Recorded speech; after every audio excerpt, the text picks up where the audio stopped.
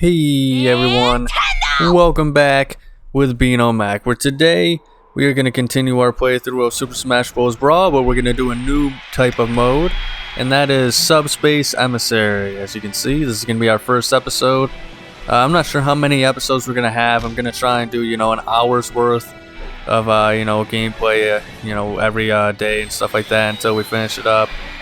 This is a very long mode from what I remember though, so I mean this could take, this could be 8 episodes, 8 hours, I looked up the average playthrough time, I guess it's 8 hours, so we'll have to see, but it's definitely one of the funnest modes in Smash Bros, just in general in my opinion. I loved this as a kid, replayed it,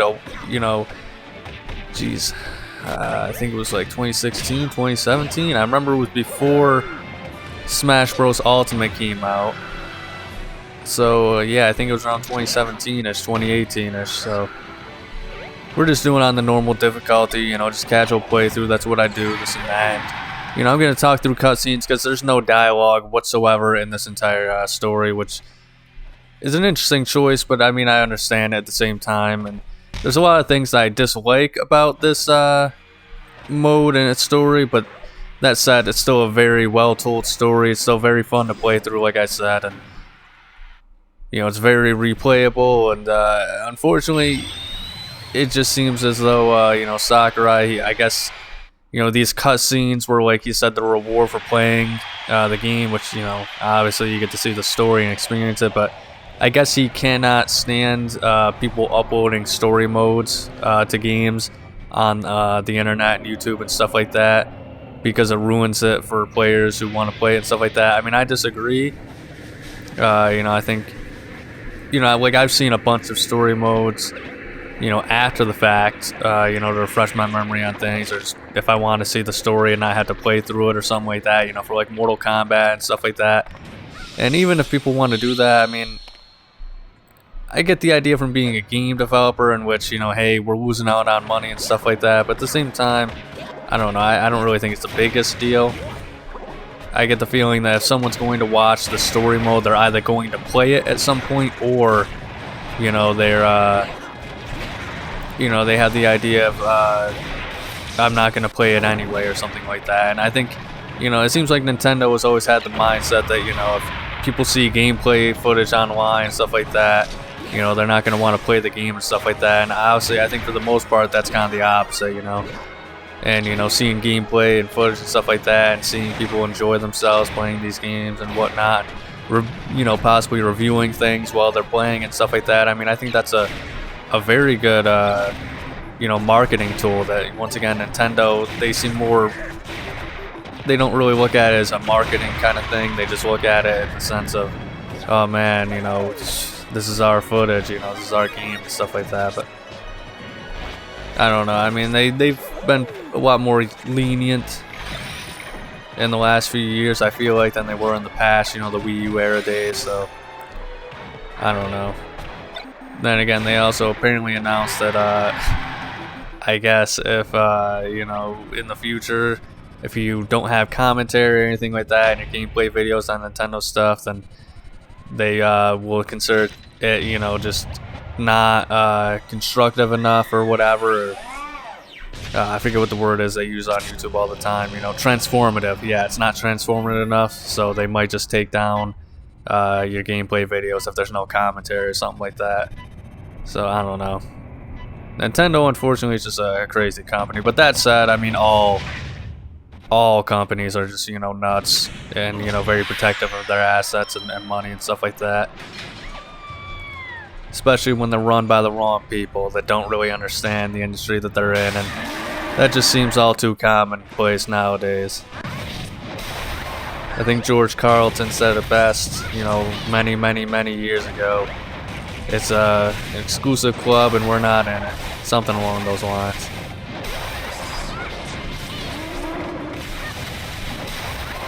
And we already got our first boss taken care of here, PD Piranha. Interesting concept here. Although I find it interesting that he is apparently like a robot or something, because he just exploded.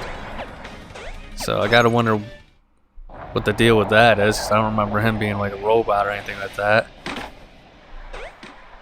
But yeah, I mean, even without dialogue, I think this is a pretty good story, and you know, it does help the fact that there's nothing like this ever in, like, you know, the history of Nintendo at this point. I don't think, you know, I think the closest thing was Captain Rainbow or something like that, but that's like a really, really weird game. It's Japanese exclusive, and trust me, I think that, I forget what they even came out. It may have been before or after this, but you know, the crossover with all the Nintendo characters is awesome. But it's too bad, you know, I think there's a lot of cool things. I do actually like the characters, like the enemies they created for all this stuff. You know, where you got those Primids and stuff like that, and multiple variations of them. There's all sorts of weird characters. There's one that we should see pretty soon coming up. I think they're called like Fayish or Fayeyes or something like that. They're like fish that float, that have like tentacles and stuff like that. And they're just like big eyeballs. It's like one of the weirdest, most disturbing designs I've ever seen. Like those things I could live without ever seeing in my lifetime. But there's a lot of cool, interesting, unique designs in this for, like, you know, the Smash created characters and stuff like that, and enemies and stuff. So I think that's really cool, and I do like there's a lot of original elements. But I would like in the future, if they come out with another Smash game, you know, to have a story. It doesn't have to be like the same gameplay as like Subspace, but I'd like a story in which, you know, the characters interact with each other. And you know, it'd be cool if like it was similar to yeah, I guess a combination of adventure mode from Melee and, you know, Subspace Emissary, in which, you know, you go through the areas of, you know, the well-known areas that these characters all come from, you know, and you know, that kind of crossover thing. So, you know, you go through the Mushroom Kingdom at one point, and you know, you face all the classic Mario enemies and stuff like that. You know, another Zelda level or something like that. Obviously, I think maybe based off of like the Breath of the Wild and Tears of the Kingdom and stuff like that area of Hyrule. You know, nowadays or something like that. You know, just really cool things like that. I think would be an awesome story as well. It's just, it doesn't have to be like, you know, the most deep story or anything like that. You know, like once again, this one works so well in my opinion because it's just, you get to see all of the characters interacting from these, you know, different series, and you know, even though there's no dialogue, it's just the idea of it's so cool, and you know, it's just such a cool idea that the concept alone is just something that can carry it, I think, in my opinion. But that said, if they were to make another mode like this, they gotta have dialogue and some sort of a little bit more story, and I think the lack of dialogue also does a disservice to the story to a degree, because it's just, even to this day, you know, like there's just parts of the story that I don't understand myself. And you know, I think like you get extra bits of the story of like what these characters are, and you know, things that may have been happening that like aren't very clear in the story mode and stuff like that, through trophy descriptions and maybe like a game guide or something like that, but I can't remember. There's like some weird stuff that goes on. But I also really like the level design here too. I believe this is how, like, I haven't really played too many Kirby's games, but I think that this is how like his games are pretty much for the most part, because you know, obviously, you know, the same creator, Sakurai, created Kirby, you know, created Smash Bros. So you know, it's very similar. I mean, even there's like a level called the Great Maze, which I'm not looking forward to that, if I'm being honest with you guys. That's probably the worst level of a game I've ever had the misfortune of playing. But you're gonna see me play through it, but and you're gonna understand why when we get to it. But yeah, I mean, I think there's just so much taken from Kirby. I mean, even just the element of it being a platform fighter and stuff like that. You know, if you, from what I've seen with the Kirby stuff, like it's just like translates, you know, one-to-one with the like Smash stuff here. So I think this is almost, in a way, it's like you're playing like a Kirby game or something like that.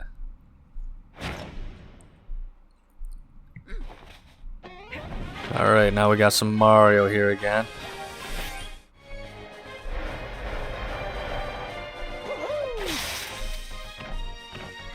Figured I'd also take the time, because these are going to be long videos, you know, hour long, is you know, my, you know, estimated time, and is what I'm going to try and hit every single week.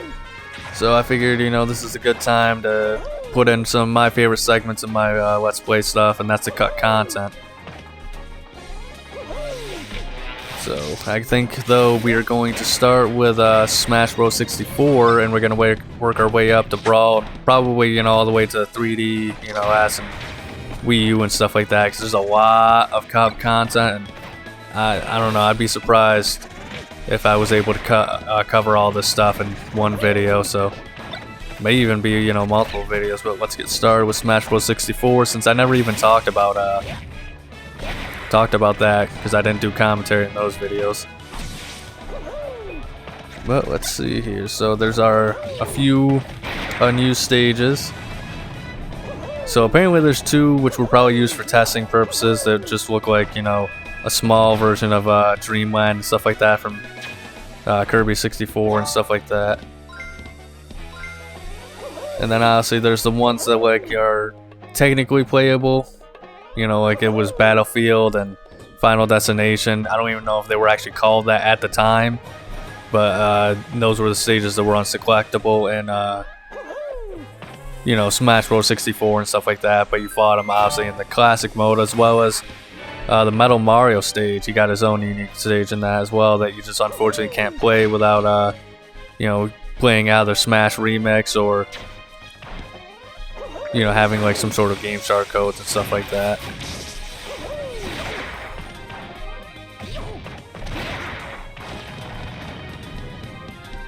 And by the way, this is all stuff, like I said, off the Cutting Room 4, which is just a really amazing site for beta content, cut content, stuff that's still in the code of the games and stuff like that that you may not, know of otherwise and stuff like that. So it's just one of my favorite sites because I love cut content just in general when it comes to games and whatnot. So I'll put the link in the description below as usual if you want to check out everything on the site below. There's seriously so much stuff that I'm not even going to go over here and that's still on that web page if you want to check out yourself, if you're really into that beta and cut content such as myself. So apparently, there's also in one-player mode, which is classic in that game. There's a fourth bonus stage called Challenging Match. That said, though, it doesn't seem like there's much information on there. So I'm just scrolling through right now trying to find some cool stuff. Looks like there was going to be a training mode in this game as well. But I believe it only ever came... I think it didn't come until Melee that they had training mode. I know Brawl definitely has it though. There's also some unused costumes. For example, Pikachu has an unused variation of his Green Teen costume, which cannot be accessed even via the Battle Debug menu. This costume features a more vibrant shade of green on Pikachu's skin. However, the costume is clearly incomplete and only maps this green color to certain parts of Pikachu's body, while other parts of its body remain identical to its default costume. See, that's the thing about the outfits for the Pokemon stuff like that. I think it is kind of cool and a little bit unique in the series where instead of changing their whole color scheme, their fur, I guess you would call it, they have it where they usually give them like a hat or something like that. And I guess that's kind of cool, but I don't know. I'm a bigger fan of the full color palette swaps and stuff like that. That said, I don't even play as the Pokemon characters or anything ever. I don't know, they just don't really appeal to me much, but I'm not a big Pokemon fan out of the way, so that's probably the thing there is. Because I don't know, it's just one of the things in Nintendo, just in general. I've never been I guess you'd call it dual monsters kind of guy. Oh god, there's those weird fish. Those things just freak me out. Because even not just the eye thing, they have a weird skin, and which is almost translucent or something. It's so weird. Look at that. Ugh. But yeah, I don't think they show up too often in this mode, but they're showing up a lot more often than I'd like. But yeah, I've never been a fan of the dual monsters type things, like Pokemon or Yu-Gi-Oh or any of that stuff. Or card games, Magic the Gathering. I don't know. It's never appealed to me. A whole bunch of people in my family are huge fans of that stuff, and I mean, geez, it's really sad to see what's going on with the Pokemon, card stuff nowadays, in which Alright, I did not expect that to happen. There's gonna be a lot of deaths in this, I'm gonna be honest with you guys. Like I said, I'm a casual player, I'm not the best at this, but hopefully I don't embarrass myself too much like that. But I don't know, it's sad to see, you know, all those adult dudes, you know, hogging and buying and scalping all those freaking Pokemon cards, man. I mean, I've heard stories about, you know, how they'll go to like Pokemon card vending machines and buy out the whole stock as soon as it's, you know, right at just waiting for like a guy to restock it. And, you know, there'll be kids waiting there too, trying to just get, you know, even just like, you know, a pack or two out of the Pokemon vending machine. And then, you know, these assholes, you know, losers is what they are. They'll just go and they'll just freaking buy up all the stock in the Pokemon machine before kids can even freaking go and even get like 1 or 2 packs. You know, it's just so disgusting. And, you know, I mean, I even, you know, I guess I don't really collect them very much anymore. I still have like a whole bunch of them, but I don't know, I kind of gave up on the collecting scene for wrestling action figures, but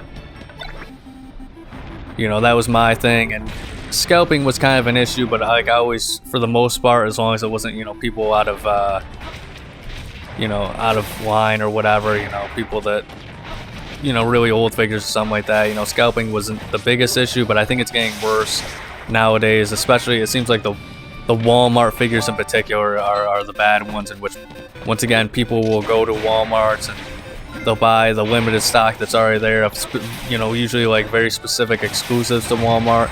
Then they'll sell them for like $100 on Walmart or something like that. But the thing is with that is, I mean, yeah, it does suck. If we're being honest, like action figure collectors, there are a lot of kids that love action figures, but they'll take like, you know, the very basic stuff for the most part. You know, the people that are actually on TV and the basic action figures and, you know, the cheapest options, stuff like that. Because, you know, they're just, I don't think most kids really care about that stuff. I mean, not like how I did back in the aggression era days. I mean, I loved, you know, collecting as many as I could, you know. But I think for you know, Mattel and stuff like that, you know, action figures in general, I think it's kind of more of like I almost made it. It's kind of more of like an adult hobby at this point, if we're being honest. You know, kids are usually more entertained by like smartphones and stuff like that, but I don't know. It sounds like the trading card stuff. I mean, that's just, once again, I can't emphasize how much of a scumbag you have to be to steal from a kid like that, you know. And we're not talking about spoiled brats that did something wrong, or, you know, you happen to buy like the last thing in stock after it's been out there for a while or something like that. I mean, we're talking about like these people are literally like waiting and just standing there for possibly hours waiting for like the restocks to come in. And then as soon as it comes in, you know, they're on it like white on rice. You know, there was a thing on Costco I seen of them, just like a bunch of dudes waiting for them, and they brought them out by the pallet. You know, the employees, you know, to stock up the cards. They opened up the thing and they just let the, you know, the losers at it. You know, they were taking them by like what? Geez, had to have been like entire cases. Like maybe like 6 cases worth each of just these freaking Pokemon cards, and people are fighting over them, people are getting robbed over them, people are killing over them. Not too many deaths obviously, but you know, there's been 1 or 2 cases of people literally getting attacked or stabbed in like a parking lot or something like that over freaking Pokemon cards. It's just, jeez man, like what the hell is going on here? Granted, I mean, this isn't really, when you think about anything new, I mean, I wasn't around for it obviously, but obviously there was, I think it was the cat, what were they, the Care Bears, I think they were, in which like I think they were like the toy or whatever, you know, at like around Christmas time in like the 80s or something like that. And I mean, parents would literally get in fights. I think somebody got like killed or something like that, and like a restock or something of them. I gotta look that up real quick.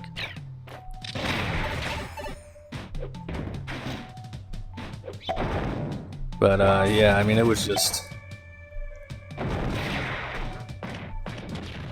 people are just nuts. I mean, people are always going to be very materialistic and stuff like that, not happy with what they do or have or whatnot like that and stuff like that. I don't have a kid, but I can definitely understand. You know, I used to work at the YMCA, and even though they were not my kids, I don't know, I guess I have a heart or something like that, so I always feel bad, you know, telling kids.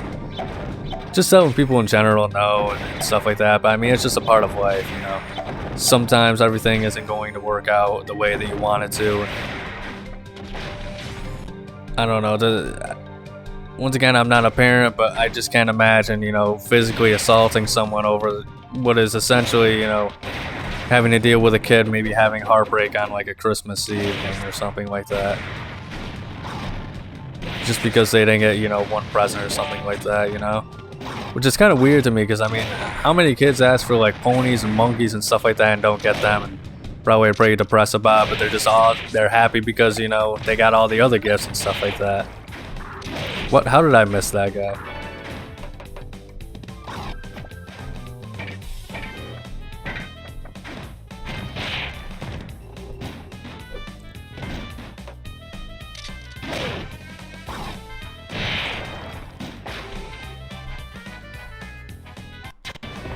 Yeah, I don't know. Somebody's gonna have to tell me in the comments. I tried looking up those freaking, you know, what those people, it was like the Cabbage Patch, it wasn't the Cabbage Patch Kids, I don't think, but it was some sort of like extremely popular toy back in the day. Maybe it was Elmo or something even. I don't know. There was some big toy back in the day in which, you know, that was always an issue and stuff like that, in which parents were literally getting in fights and employees were getting trampled while they were trying to restock things, because, you know, people are just, you know, monsters like that when you really think about it. Black Friday, I think it's gotten a lot better as of late. I mean, there's still probably crazy stuff in which people are, depending on where you live, it's probably like a big deal, but like, boy, I remember this felt like when I was a kid in like, you know, 2013 or something like that, when they were first kind of starting to do Black Friday stuff. It felt like, you know, it was just like, if you don't go there unless if you want to be, you know, like risk of trampling. Like, I was legit afraid of going, you know, people I knew, even just going to freaking Black Friday and stuff like that, to like Walmart and stuff like that. Because I mean, there was the stories of like the employees that got trampled and killed, and all just because people want, you know, like a $200 TV or something, man. Like, I don't know. I keep saying it, but I mean, it's just the truth. I mean, the world, the people are just nuts. Not that they're just not any good in the world and stuff like that. Oh, damn it. I thought I could miss them. But just, you know, the fact of, there's just so many terrible, selfish people. But I don't know. I think that's always been the case. I think a lot of people like to say that's, you know, a nowadays kind of issue. I think that's always been the case, you know. I mean, back in, you know, the 50s and stuff like that. Not to get too deep on this freaking Smash Bros video, but, you know, I mean, you know, back in the day, it was acceptable to, like, freaking assault your wife and stuff like that for no reason. Honestly, there was, you know, always been, like, way, way worse wars than we've had, you know, that we've ever seen, at least in my lifetime. You know, in honestly, the 20s, 30s, 40s, 60s, stuff like that. And people are always going to fight over for, you know, petty land and stuff like that. And, you know, politics of today are wild and crazy. But I also do like to think that, you know, even though I said there's a lot of people that suck and are terrible people, when you really think about it, I mean, it's not the majority of people, you know, you come across. And I think that's something that, I think especially nowadays, it seems like, I think the media is very good at, you know, causing paranoia with that stuff, but, you know, I've never met, you know, like, one of those liberal nuts. I never met one of those MAGA people that are afraid of everybody and stuff like that, you know, in real life and whatnot. And I'm sure there's a few people that do know those kind of people, and, you know, it's probably an area-specific thing and stuff like that, but I mean, I like to think that the majority of people have common sense and don't have a hatred for, you know, most people and stuff like that. It's just kind of the online, you know, people make it seem like, you know, because it's usually, you know, the idiots are the ones that scream the loudest, you know. And unfortunately, I think the news especially likes to make you know, both the you know, the modern day Trump people and the you know, woke people and stuff like that. You know, like the craziest ones you'd ever see and all that sort of stuff. You know, make it seem like they're the majority of people in these parties, so that way, unfortunately, you know, it causes paranoia and it makes people who otherwise, you know, don't have those kind of people or experiences in their life think that that's kind of how the real world works and whatnot. But I don't know, I'm not the biggest fan of bringing politics into my videos. I think I've already spoke about it a little too much personally, in my opinion, but we'll just leave it at that. You know, my advice is treat people individually. You know, don't judge people. I think there are a few people that like to look at things at life, you know, as black and white and stuff like that, and look at people and judge them and say, you know, he fits a specific bill, he's terrible, he's bad, yada yada, whatever. Because, you know, it's easier that way when you think about it. So, but I don't know, my advice is just don't judge people, you know, a book by its cover. Learn the person. If you hear one thing that you don't like about them, don't be an asshole and just assume that, like, they're a terrible human being, this or that or whatever. Because everybody's got their own faults and everybody has something that's bad about them. Nobody's perfect. I sure as hell ain't. So, just try and be the best person you can be. But that said, I mean, let's go back to freaking Super Smash Bros. 64 over here. And it looks like Jigglypuff. So we're talking about Pikachu's alternate costumes and how it seems like they originally were gonna plan on, you know, changing the color of his skin and stuff like that, or his fur, or whatever. I think it'd be his fur. You know, to like green and red and blue and stuff like that. There's only like a green costume remnant, it seems like, of that before they switched to, you know, the hats. And like I said, I think that's kind of cool that they have, you know, the hats instead, and a lot of them represent specific trainers and stuff like that. And you know, I think the costume references are always something I love in the Smash games and stuff like that. But I don't know, I think I like the color changes a little bit better depending on the characters. Jigglypuff also had, you know, 2 unused costumes, and once again, it's just changing the skin color of them. So, you know, there was a green team version, a green Jigglypuff, and there was a blue one. So, check those out if you're interested as well. And apparently there's Giant Donkey Kong. He has, you know, he's just a bonus extra fight that you'll always meet in classic mode for original, you know, Smash Bros. 64. And, you know, he's kind of come back in various roles. Usually like a classic mode type thing or adventure mode. Like he was faced Giant Donkey Kong and adventure mode and Melee and stuff like that. But yeah, in Smash Bros. 64, there's actually different color options for him, just like how it is for the regular DK, which makes sense. Obviously, it's just the same exact model they use.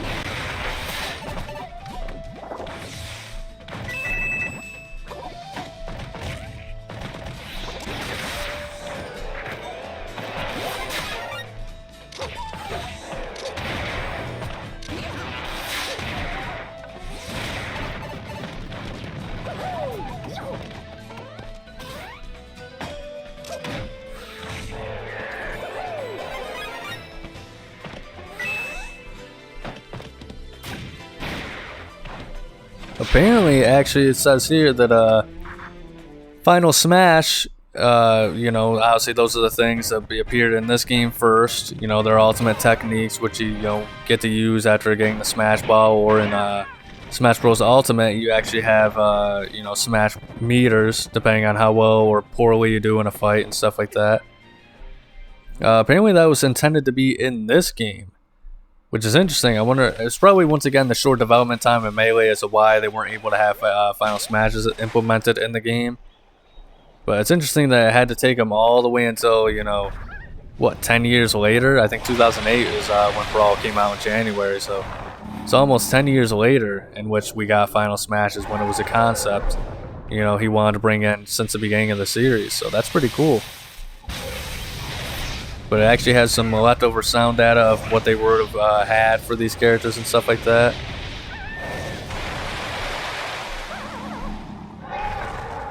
So that's pretty cool. honestly.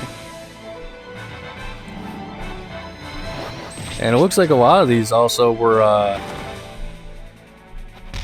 pretty much planned. A few of them were planned to be like right from the get-go. So like Captain Falcon sounds like it was going to be his Blue Falcon where he hit you with the car on the track, and you know that Ness's, you know, he has the PK Star Storm. So I mean, it's once again, I mean, it's amazing how many concepts we could have had for these things if you know, just so much earlier and stuff like that. And you know, it's kind of cool how like ideas, you know, for projects can be reused into later games and finally implemented and stuff like that.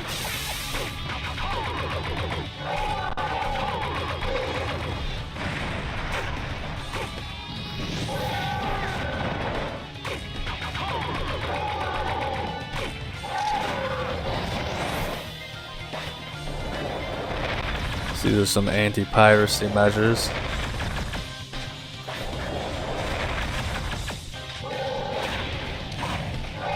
But yeah, that's about it for Smash Bros. 64. So there's a lot of fluff, if I'm being honest. A lot of stuff that I don't think most people would be interested in. But there's a lot of things like debug, you know, sound effects that went unused.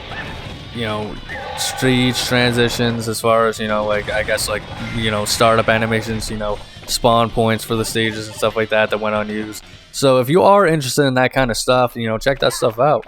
If it interests you, once again, I am going to be leaving the link for you in the description below.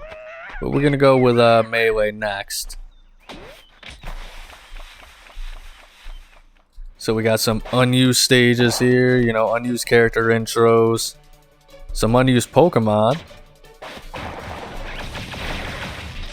as well as some special messages and stuff like that, and you know, unused bonuses and codes, and even though it seems to be some unselectable characters that were meant to be maybe playable at 1.2, even some trophy stuff. So it looks like we got quite a few, quite a bit more data here for this Melee entry here.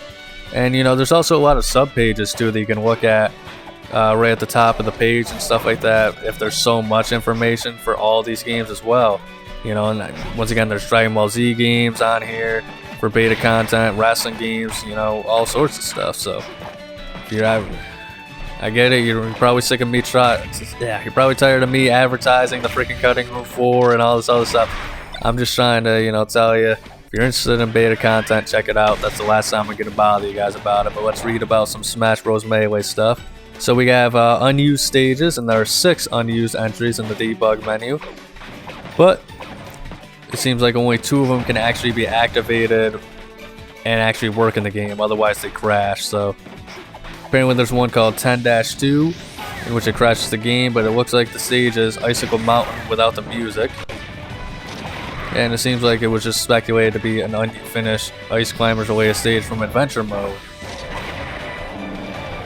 Which, yeah, I think Adventure Mode was an awesome mode in my opinion. Once again, I love the concept of it. I think it was probably, in my opinion, I think that it was intended to be similar to this mode, essentially, in which, you know, if they had more time, Adventure Mode and Melee would have been pretty much like this, except, you know, they would have probably not had cutscenes, maybe. I don't know, I'm sure you probably wanted to, you know, Sakurai if he could, but just, you know, showing off all the different, you know, special areas for all the characters and stuff like that, kind of like what they did in the game, but just more in a bigger scale and probably a bigger story and stuff like that. But I don't know, I don't really know what he was planning with Adventure Mode per se. But you know, it was always super cool to see, like, you know, the temple and the freaking Mushroom Kingdom and all that sort of stuff. So I mean, I hope someday, you know, we get, you know, maybe in the next Smash game we get the story I was telling about earlier in the episode, you know. But then we also have something called Akinia, which I'm pretty sure is Arcanea, which is, you know, there was supposed to be a Fire Emblem stage apparently that was cut, you know, because Marth was in the game, and I think, I could be wrong, but I think that the Fire Emblem characters were probably like some of the last ones added. Jeez, get off me, you freaking weirdo. Such weird character enemy designs in this game. Look at this thing. Give me the good suck. And yeah, so in Melee we had Marth and Roy, and initially Marth and Roy weren't going to be in the American releases. It was just supposed to be Japanese exclusive because at the time Fire Emblem was Japanese exclusive, so there's also probably that was a good reason as to why, you know, this stage was not a top priority for them, because, you know, they were only going to be here in one freaking country at one point. But then apparently American fans, they said, hey, we want to have all the features here, we don't care if they're not playable here. And Melee was essentially the reason why Smash Bros. Or Fire Emblem eventually came to the West. It did not start off very well for them, obviously. You know, I think Roy's Game Boy did alright. You know, Game Boy Advance, I believe. And then Ice games, you know, I like Ike, and, you know, I love his games. You know, Path of Radiance and Radiant Dawn, but holy fish space, did they sell terribly. And I don't know, it seems like a lot of people like Path of Radiance is a lot of people's favorites in the series, and Radiant Dawn is something in which a lot of people are not big fans of. They do not like Micaiah, they do not like a lot of the gameplay features and implementations and changes and stuff like that from Path of Radiance. I don't know, I mean, I'm going to play those games on the channel after probably the Smash Bros. Series, but I can understand it to a degree, but I think people are a little too harsh on Radiant Dawn. I think it's a pretty fantastic game personally, but I don't know, I got a lot of game takes that people think, you know, are terrible and stuff like that. I mean, I love WWF Attitude. You know, I mean, there's so many people that would just, you know, for the hell of it say, Attitude sucks, Attitude sucks, Attitude sucks. Like, okay, can you at least give some sort of argument to it, you know? I don't mind disagreements, I just hate people saying things just to say it.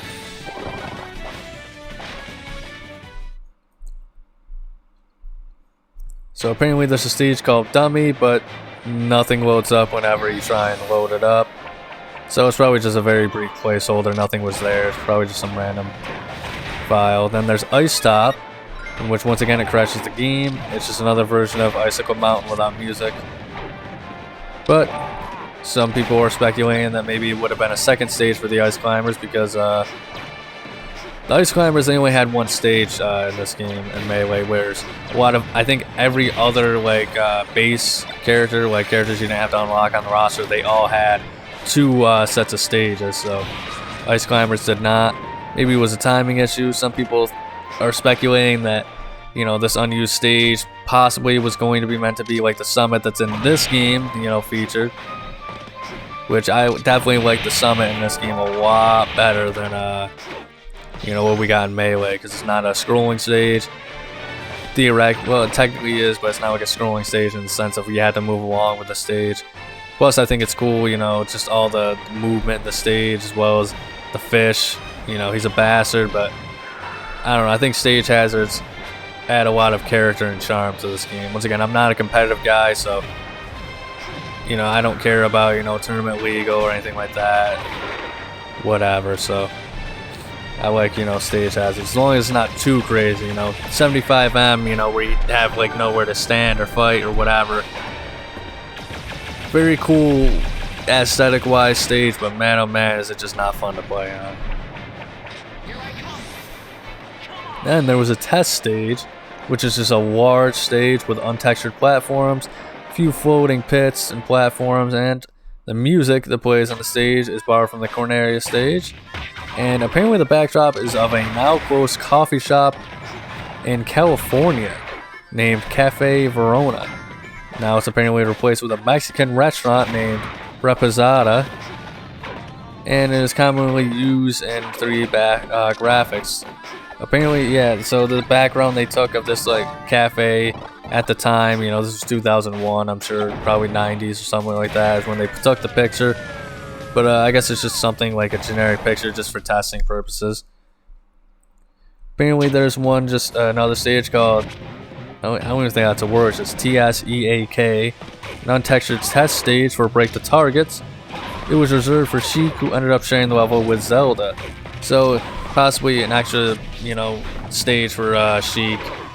I don't know, maybe this hints at the fact that maybe Sheik was supposed to be a separate character from Zelda at the time.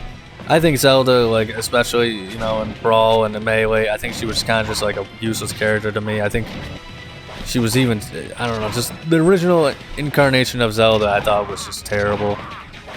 Like, just one of the most unfun characters to play as consistently in the series whenever I had to do, classic or all-star mode with her, unlock her trophies and stuff like that. But I don't play as her, but it does seem like, my buddy plays as Zelda and Ultimate, and it does seem like she has a lot more characters, as well as just better moves and more fun gameplay, as well as just a better look, in my opinion. I didn't really like the way she looked in the Smash series up until Ultimate. Then there's some unused character intros, in which it's just kind of like, apparently they presumed that it was supposed to be used for all-stars, and which is kind of like similar to, classic mode, where it's like versus Mario, versus Luigi, that kind of thing. So nothing too impressive there. Then there's some unused Pokemon, and it seems as though Ditto is someone who's supposed to be in this game.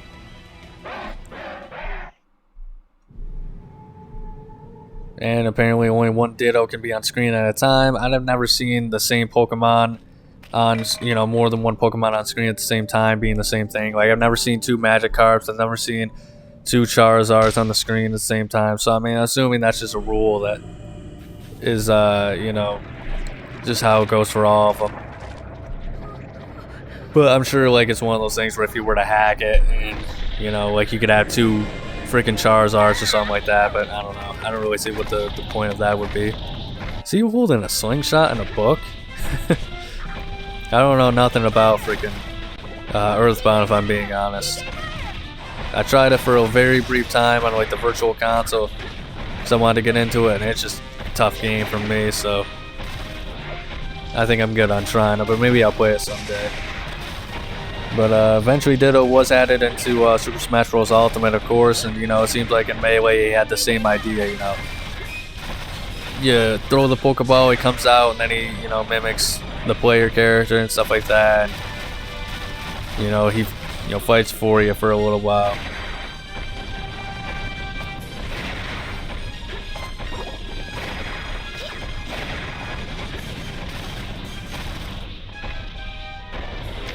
Seems like there's a few animations of, Master Hand and Crazy Hand doing some canceled moves and whatnot, and canceling moves of their own, apparently, which would have been pretty interesting.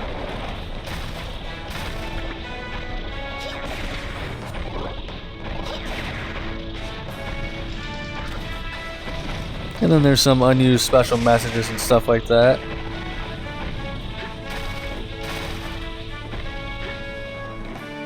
One of them is you got the Proximity Mine trophy, you got the Dummy trophy. You beat All-Star mode on very hard with a stock of 1. That's pretty interesting. I wonder why that wasn't included into the final game. I mean, anybody who can do that, because that was back when All-Star, I think in Brawl, you can continue, but I can't remember. But you gotta unlock everybody, and unfortunately, I found out a little too late.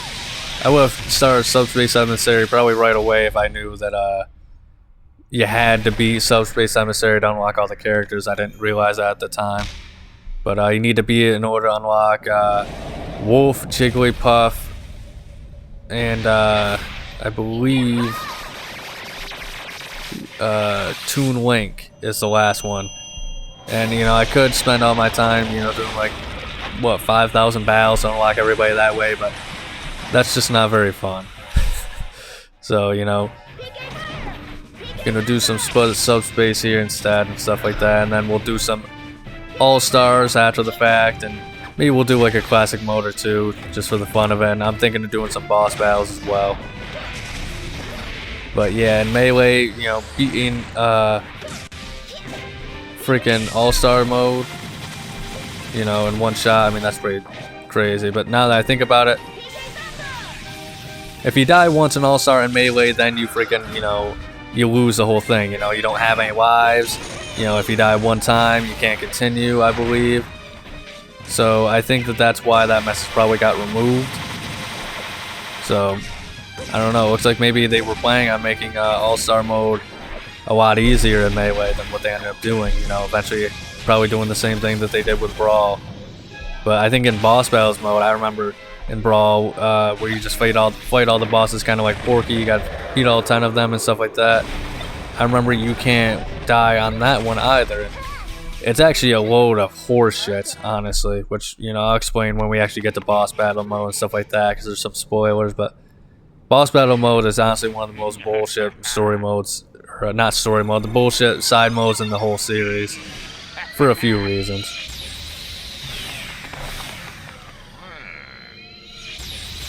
Apparently there's also a message that says you have all trophies including gift trophies, so I wonder what gift trophies were supposed to be.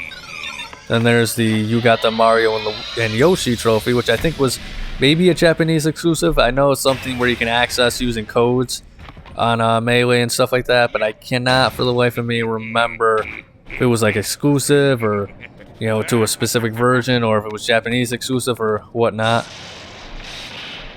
Yeah, but it looks like it was only a Japanese only events there, so got the Samus Unmasked trophy.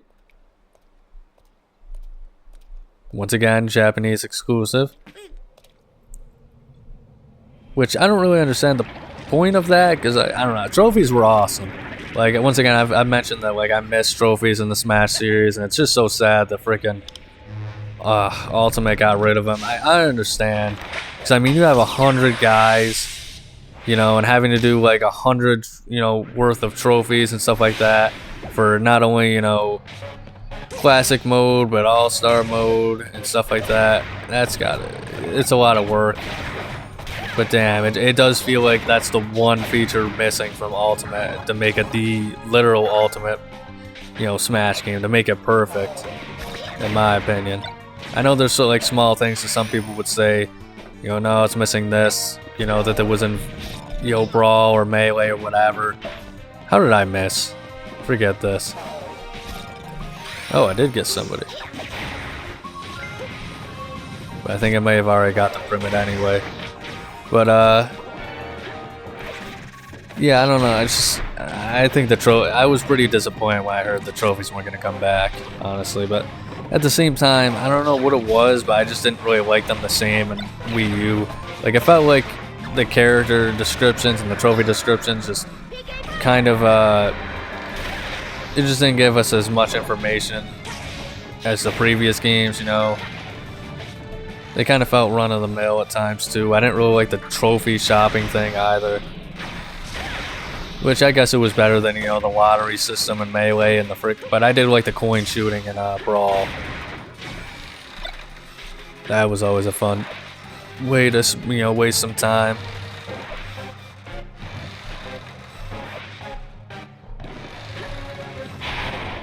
But I don't know. What do you guys think? Do you think Smash isn't the same without trophies, or do you just not care?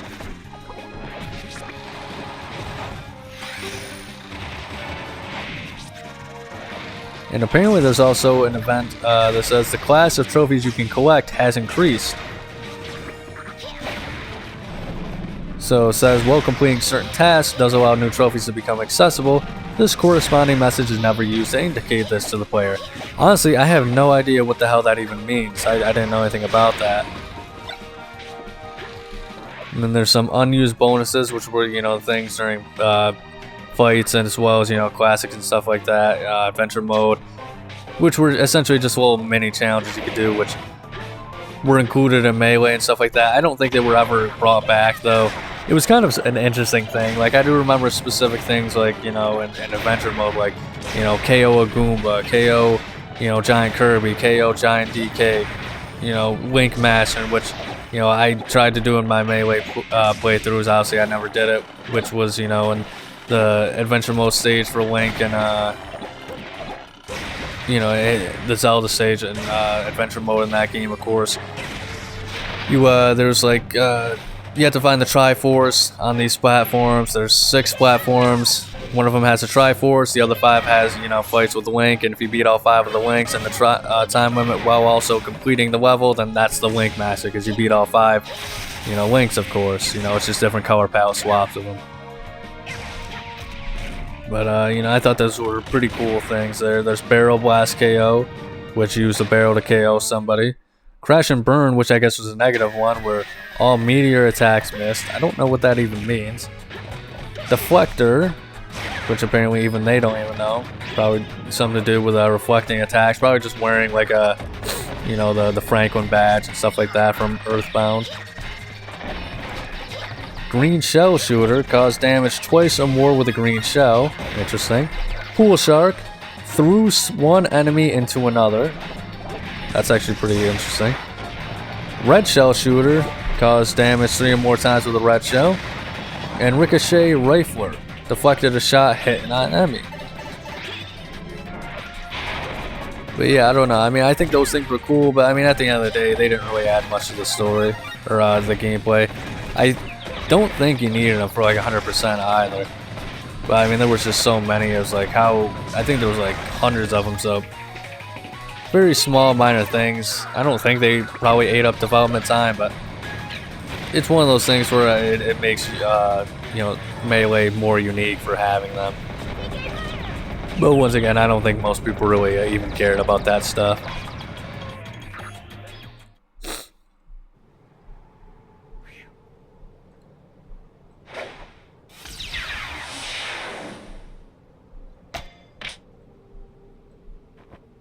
And then there's playable Giga Bowser. So apparently it seems like maybe Giga Bowser was playable at one point, but there's also speculation that it was only for AI testing or to see if Bowser's files were successfully copied for Giga Bowser. And yeah, I mean, there's just a few boss characters in that game that were essentially, you know, unplayable and stuff like that. You know, that's just how it is when it comes to fighting games in general, and the Smash series is no different. You know, even obviously you can't even play as, you know, Porky or any of the boss characters in this game. And you know, Melee, I remember there was always that like hack in which, you know, you could play as a Master Hand on certain stages, and you had moves actually mapped to the controller and all that sort of stuff. So I mean, that was interesting, but I think Giga Bowser only showed up in like an event match, as well as, you know, we did the video where we actually fought him, and you know, Melee as well. So check that episode out. I believe it's actually Bowser himself that takes on Giga Bowser, but I can't remember now. I do so many gameplay videos all the time now, I can't even remember my own freaking videos. This is a really awesome stage, honestly, the castle. Looks so cool. Once again, the environment design, even though they're basic, it hits. Let's just put it that way. I really like the look of these stages and environments and stuff like that, even if they're very basic. They do good enough to like speak to the series that they're trying to portray here, as well as, you know, the generic areas.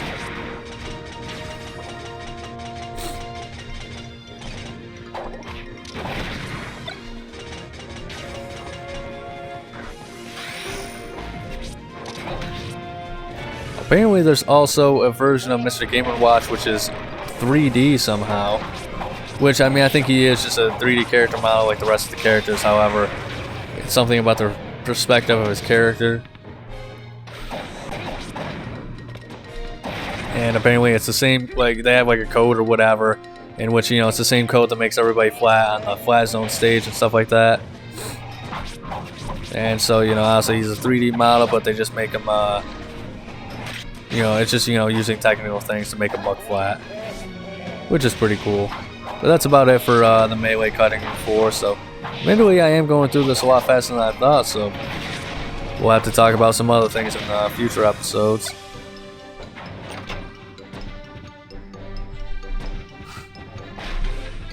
But now it's time for the big brawl itself.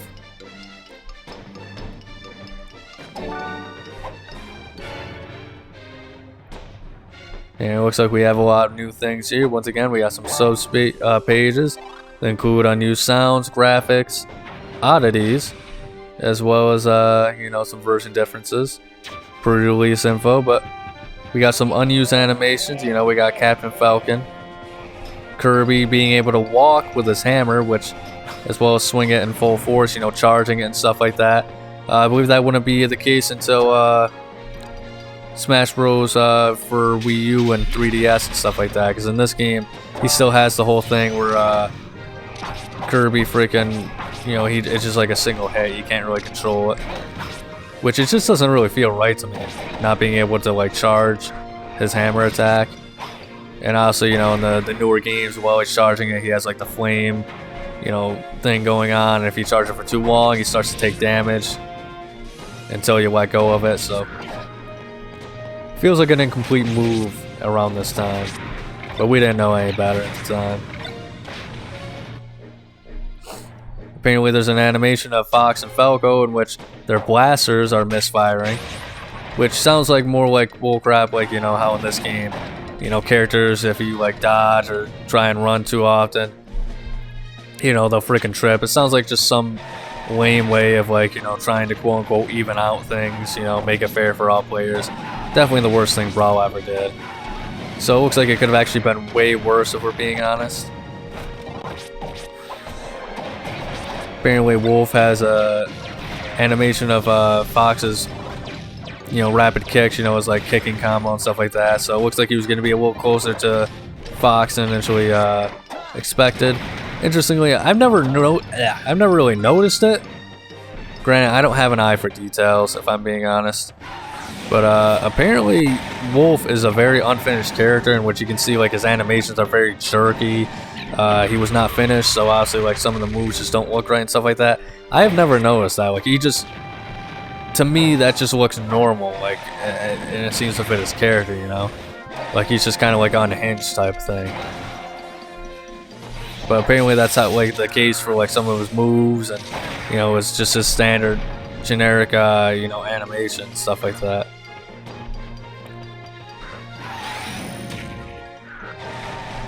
Apparently there's an unused animation of Diddy Kong doing a mischievous laugh. People are speculating that it was related to his banana tossing move. And then it seems like the Pokemon trainer, you know, running and jumping and falling off of platforms in the background, stuff like that. You know, people are speculating once again this was supposed to be used for Subspace Emissary mode. We've seen, you know, us play as this, you know, Pokemon trainer. You know, he just kind of, if you pay attention, he just kind of appears in certain areas in the background when you're playing as, you know, Squirtle or, you know, one of the Pokemon, stuff like that.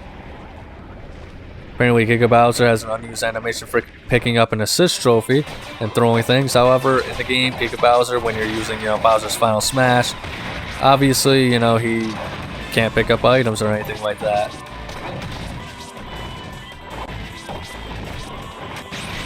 And apparently there's a sandbag has some unused animations for being held in a grab.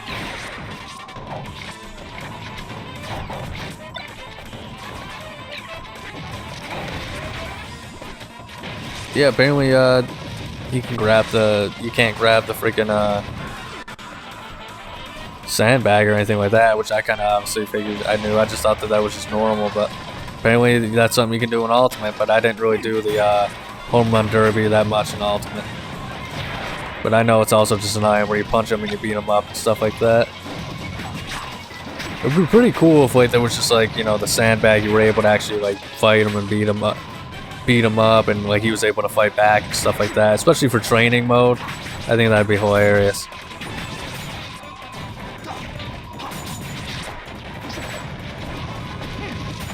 Apparently there's 2 unused cutscenes in this mode, but apparently they're heavily corrupted duplicates of you know, later scenes, so I guess it doesn't really matter much, but I'd be interested to see that at some point. There's some unused music,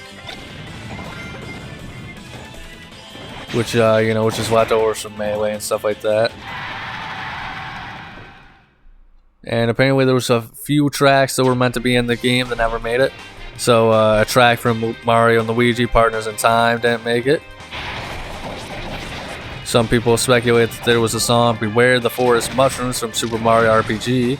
Probably couldn't be put in there though, because obviously, you know, the licensing at Square Enix. The Ballad of the Windfish from Link's Awakening, Legend of Zelda Link's Awakening. Apparently a track from Yoshi's Cookie, which is actually spelled as cocky. That's pretty funny.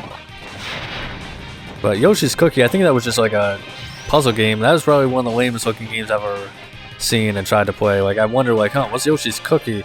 And then like I played it on like the NES emulator thing or whatever, and I could not have been more disappointed. Dr. Mario is pretty fun though. It's just so freaking hard, man. Like, I tried 64, you know, Dr. Mario 64. I couldn't even get past the 5th stage. I was actually gonna play it. I was planning on playing it for the channel, but nah, man, I cannot do it. I just cannot. Apparently the battle theme from the New Age Retro Hippie from Earthbound was supposed to be in here. Apparently it was likely cut to licensing issues since the track in question is a parody of Chuck Berry's Johnny B. Good. Ooh, interesting. Honestly, if you, I'm a wrestling fan, so honestly there was Mark Merrow who was Johnny B. Bad. The only thing I know about Chuck Berry is I seen a clip of him and John Lennon singing together, and then Yoko Ono did like those weird like yodeling scream things that she did, and this guy's not taking any damage. But yeah, so like Yoko Ono was doing that weird quote-unquote singing that she apparently did, and it like caught Chuck Berry, you know, off guard and stuff like that. And yeah, he was, you could just see the look on his face of like how disturbed he looked when she was singing, and then like somebody cut the mic off of her, and you know, Chuck Berry was able to finish singing without issue with John Lennon. But apparently a lot of people hate Yoko Ono. I don't know, I don't know too much about her, but she definitely seems, she's definitely an interesting case in history. Oh goodness, look at all these grotesque things.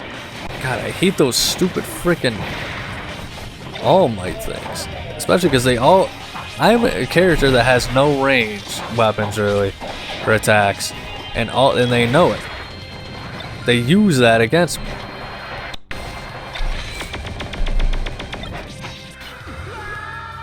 Alright, then there's also another song that was unused, the 8 Melodies from Earthbound Beginnings. And once again, I mean, obviously I'm not going to play any of these songs or anything like that, but you know, once again, link in the description if you want to listen to any of them. The ending theme of Smiles and Tears from Earthbound. The track Because I Love You from Earthbound. A lot of cut Earthbound tracks, it seems like. Apparently there was a possibility of a track from WarioWare Inc. being cut. Radio Exercises from Animal Crossing. An NES sports game theme mix, which I don't know, I feel like if it was a sports game thing, it's just as sports melody. I feel like it'd be maybe more from like Wii Sports instead, but I don't know. Like I said, I'm not the one with you know, the information here. A track from the Stunt Race FX game, I don't even know what the hell that is. The main theme of Metal Gear Solid, which pretty interesting that was cut. I kind of thought that the Encounter theme was just the main theme, but never played Metal Gear Solid or any of those games, so. Apparently it was like a cut due to allegations of plagiarism. Ooh, wow, didn't know that. And apparently the composition was cut entirely from Metal Gear Solid 4 and onwards. I think that was the one with, because I remember in magazines, like, that was the one where Solid Snake was like really old and stuff, I believe. But I don't know, Metal Gear Solid, it's an interesting franchise, and you know, the guy, you know, who created it and stuff like that, and Konami and all that sort of stuff. Lots of interesting and unfortunate history going on with that as a whole. And then there's the remix of the Metal Gear Solid theme. The how-to play music from either in Brawl or Melee. You can do anything from Sonic CD. An unknown track from Melee, which may suggest it was the Menu 2 song.